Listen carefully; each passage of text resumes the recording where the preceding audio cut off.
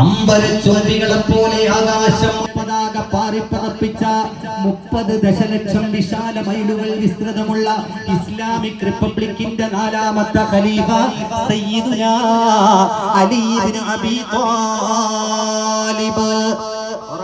സയ്യിദുനാ അലി ഇബ്നു അബീ ത്വാലിബ് അലിയാർ തങ്ങളെ വിളിച്ച് അല്ലാഹുവിന്റെ റസൂല് പറഞ്ഞു, ദുൽദുലിന്റെ പുറത്ത് കയറി ആ കുതിരക്കുട്ടിയുടെ പുകളിൽ അതിവിദഗ്ധമായി മുടിക്കെട്ടിൽ സൂക്ഷിച്ചു വെച്ച ആ ലെറ്റർ പുറത്തേക്കെടുത്തു.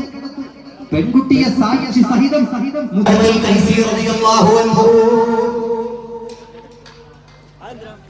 നബിയെ എന്റെ കയ്യിലേക്ക് കത്ത് തന്നു വിട്ടത് എന്ന് പുഞ്ചിരിച്ചിട്ട് ചോദിച്ചു.